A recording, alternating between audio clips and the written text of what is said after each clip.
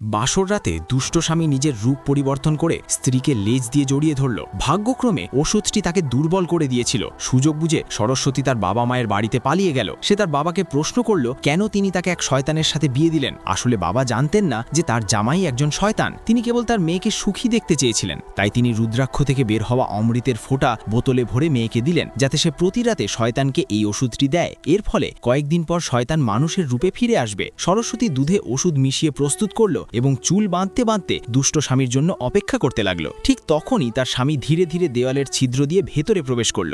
দুধ খেতে খেতে সরস্বতী আশা নিয়ে তার দিকে তাকালো। দুষ্ট স্বামী ভাবল যে তার স্ত্রী তাকে বিষ দেওয়ার চেষ্টা করছে। হঠাৎ শয়তানের পুরো শরীর সবুজ হয়ে জ্বলে উঠল এবং দুষ্ট স্বামী মাটিতে পড়ে গেল। তখনই একটি অলৌকিক ঘটনা ঘটল এবং সে মানুষে রূপান্তরিত হল। স্বামী স্ত্রীর হাতে আঘাতের চিহ্ন দেখল। সে জিজ্ঞেস করল কে তাকে আঘাত করেছে। সরস্বতী কেবল অদ্ভুতভাবে এটি লুকানোর চেষ্টা করতে লাগলো। হঠাৎ তার শাশুড়ি ভেতরে এলেন। শাশুড়ি সরস্বতীকে চড় মারলেন। দুষ্ট স্বামী পালিয়ে গেল। শ্বশুরবাড়ির লোকেরা ভাবল যে তাদের বৌমা কোনো প্রেমিকের সাথে দেখা করছে। সরস্বতী তাদের বোঝালো যে লোকটি আসলে তাঁদেরই ছেলে, কিন্তু শ্বশুরবাড়ির লোকেরা বিশ্বাস করল না। তার শাশুড়ি দেখল যে তার পুত্রবধূ তার ছেলেকে বিষাক্ত দুধ দিচ্ছে।